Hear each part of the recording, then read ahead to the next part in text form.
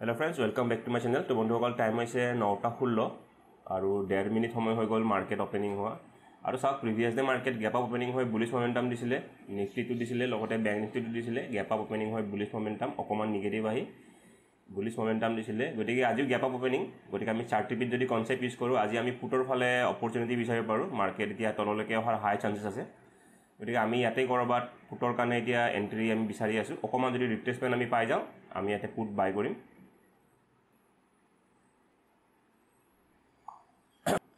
তো আমি পুটৰ ফালে এটা এন্ট্ৰি লৈছো এন্ট্ৰি ক্ৰাইটেৰিয়া আমি অলৰেডি কৈছো আৰু বুজাই আছো বাৰু তাৰ আগতে আমি এখন অলপ চাৰ্টখন উলাই ৰাখো এটা সাক লোৱাৰ লগে লগে আমাৰ 1000 रुपीस প্ৰফিট দেখাই আছে আমাৰ কালিও লোৱাৰ লগে লগে আমাৰ 1000 প্লাস প্ৰফিট দেখাই আছিল পিছত আমাৰ ষ্টপ লছে গুছি গল আমি ইয়াতে কৰবাত নহয় তাতেই লৈছো আমাৰ টাৰ্গেট থাকিব 70 পইণ্টস ষ্টপ লছ থাকিব আমাৰ 70 পইণ্টস আমাৰ অকমান যদি লছৰ ফালে যায় আমি ষ্টপ লছটো দিয়ে দিম এতিয়া বৰ্তমান দেখিব আমাৰ 1700 টকা 1800 টকা 2000 টকা মানে আমাৰ ভালে প্ৰফিট চলি আছে তো বন্ধুসকল দেখিব আমি এটা ভাল প্ৰফিট দেখিলো প্ৰফিট আমি পইণ্ট হিচাপত চাব গলে 50 পইণ্টস আমি দেখিছো আমাৰ 70 পইণ্টস টাৰ্গেট থাকে 70 বা 70 ৰ ওপৰত আমি যিমান পাও আৰু মিনিমাম 70 পইণ্টস আমাৰ টাৰ্গেট থাকে আৰু 50 পইণ্টস লগে আমি 2 মিনিট 3 মিনিটৰ ভিতৰতে দেখিলো আৰু দেখিব মাৰ্কেট এতিয়া অকমান কি কৰিছে যেটো ক্লোজিং প্ৰাইস ব্যাংক নিফটি দেখিব ক্লোজিং প্ৰাইসৰ ওপৰত হোল্ড কৰি আছে এটা আপোনালোকে যদি চাই প্ৰিভিয়াস ডে সাইকোলজি প্ৰিভিয়াস ডে কি কৰিছিলে মাৰ্কেট ব্যাংক নিফটি ক্লোজিং প্ৰাইসৰ পৰা কি হৈছিলে সাপোৰ্ট লৈ মাৰ্কেট ওপৰত গুছি গল আৰু কালি আমি হেকাৰণে ট্ৰেডটো মিছ কৰিছিলো নৰমালি কি হয় ক্লোজিং প্ৰাইসৰ ওচৰত মাৰ্কেট সাপোৰ্ট লব নালাগে কিয় সাপোৰ্ট লব নালাগে ইয়াতে নৰমালি সবে বাই কৰিব ট্ৰাই কৰে সাপোৰ্ট লেভেল দেখি আৰু তেওঁলোকে বাই কৰিলে কি হয় ষ্টপ লছ বিলাক তলৰ ফালে থাকে তো মাৰ্কেট এটলিষ্ট এটো ব্ৰেক কৰিবলৈ আহে সবৰে ষ্টপ লছটো হিট কৰিব পাৰে যেটো কালি ব্যাংক নিফটি পৰা সাপোৰ্ট লৈ গুছি গৈছে গতিকে আজি হাই প্ৰবাবিলিটি আছে আজি ব্ৰেক কৰিব আজি এটলিষ্ট আমাৰ এই প্ৰিভিয়াস ডে এটো ব্ৰেক কৰিব আৰু লগত যদি ষ্টপ লছ বিলাক চাব যায় ষ্টপ লছ বিলাকো দেখিব কালি বায়াৰ আছে মাৰ্কেটত এইবিলাক লেভেলত এই সুইং বিলাকত আমি যদি সুইং বিলাক আমি দেখাও আপোনালোকক এই সুইং বিলাকত কি আছে বায়াৰছৰ ষ্টপ লছ আছে তো এই বায়াৰছৰ ষ্টপ লছ বিলাক লব আহিব ফুল ষ্টপ লছ লব নাহিলে এটলিষ্ট 0.6 লেভেললৈকে আহিব তো মাৰ্কেট যদি এই লেভেলটো ব্ৰেক কৰি দিয়ে আমাৰ টাৰ্গেট হিট হৈ যাব লাগে কাৰণ আমি এটো ক্যান্ডেলতে আমি অলমোস্ট 3550 পইণ্টস আমি পাইছো প্ৰফিট গতিকে আমাৰ এই ব্লু লাইনডাল যদি ব্ৰেক কৰে লগতে ক্লোজিং প্ৰাইস ব্ৰেক কৰে আমাৰ টাৰ্গেট হিট হৈ যাব লাগে তো আজি আমি কব গলে previous day zero chart repeat concept এটো আমি ইউজ কৰিছো খালি নিফটিত অকমান সাইকোলজিতে অকমান প্ৰবলেম হৈ আছে কিন্তু ইয়াতেও মাৰ্কেট তললৈকে আহি যাব লাগে তো ইয়াতেও যদি আমি চাৰ্ট ৰিপিট কনসেপ্টটো দুই ধৰণে আমি ইউজ কৰিব পাৰো দুই ধৰণে হাই আৰু কালি মাৰ্কেট কি কৰিছিলে ক্লোজিং প্ৰাইস টু ব্ৰেক দি ফালে ৰিভাৰ্সেল দিছিলে তো আজি হয়তো হ'ব পাৰে আজি নিফটিয়ে ক্লোজিং প্ৰাইস টু ব্ৰেক দি ফালে অকমান কি কৰে ৰিট্ৰেসমেন্ট লৈ হয়তো এটো কন্টিনিউ কৰিব পাৰে চাৰ্টখন ৰিপিট নকৰে কালি ফেস ৰিকভাৰি দিছিলে আজি কি কৰিব কন্টিনিউ ডাউন ট্ৰেন্ড কৰিব পাৰে নাইবা হয়তো এনেকে হ'ব পাৰে কালি নিফটিয়ে ক্লোজিং প্ৰাইস টু ব্ৰেক কৰি ফালে ৰিভাৰ্সেল দিছিলে আজি হয়তো ক্লোজ নকৰাকেও ৰিভাৰ্সেল দিব পাৰে এটো এটা অপচন থাকে কিন্তু এটো অপচনৰ প্ৰবাবিলিটি বহুতে কম এটো অপচন হোৱাৰ চান্সেছ বহুত কম গতিকে আমি এক্সপেক্ট কৰিম আজি মাৰ্কেট কি কৰিব তলৰ ফালে কন্টিনিউ কৰিব তো বন্ধুসকল টাইম হৈছে 9:30 আৰু দেখিব আমাৰ এক্স্যাক্টলি টাৰ্গেটৰ ওচৰতে আছে টাৰ্গেট হিট হ'ব হৈছে আৰু হিট হ'লে আমাৰ টাৰ্গেট হিট হৈ গল আমি এতিয়া এক্সিট কৰিব ট্ৰাই কৰিম ইমান দৌৰাদৌৰি নকৰো আমি অকমান ট্ৰাই আমি প্ৰফিট আহিলে আমি ট্ৰাই কৰো যাতে প্ৰফিটটো অকমান বঢ়াব ট্ৰাই কৰো আৰু আমি ষ্টপ লছটো ফিক্স ৰাখো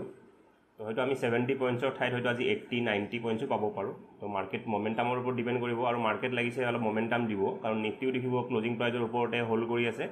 তো নিফটিও ক্লোজিং প্ৰাইসটো ব্ৰেক দিব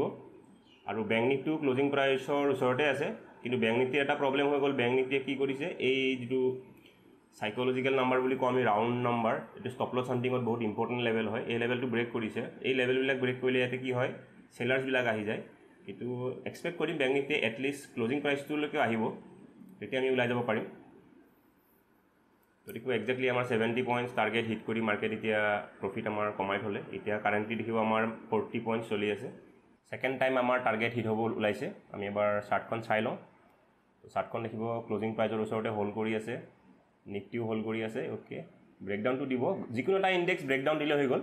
যদি নিফটিও ব্ৰেকডাউন দিয়ে তেতিয়া উলাই যাম টাৰ্গেট লৈ আৰু যদি ব্যাংক নিফটি ব্ৰেকডাউন দিলে তো আৰু ভাল কাৰণ ব্যাংক নিফটি যেটো দেখিব ৰেড ক্যান্ডেল বনাই আছে এতিয়া দেখিব আমাৰ টাৰ্গেট হিট হৈ গ'ল বন্ধুসকল আমি এতিয়া দেখিব অলম'ষ্ট আমাৰ কিমান পইণ্ট হৈ গ'ল আমি এতিয়া বুক কৰিব ট্ৰাই কৰিম দেখিব নিফটিও ব্ৰেকডাউনৰ ওচৰত আহিছে আৰু বেংক নিফটিও ব্ৰেকডাউনৰ ওচৰত আছে আমি অলপ আৰু ৱেইট কৰিম তাৰমানে অলম'ষ্ট 90 পইণ্টছ কেপচাৰ কৰিছোঁ 70 পইণ্টছৰ ষ্টপ লছৰ এগেইনষ্টত তো আমি এনেকৈ ৰিস্কটো আমি মেনেজ কৰি চলিব লাগে কিন্তু দেখিব আজি বহুত বস্তু এনেকুৱা হৈছে প্ৰিমিয়ামটো কণ্টিনিউ কৰিব পৰা নাই প্ৰিমিয়ামটো ভালে বাঢ়ে কিন্তু লগালগ কি কৰে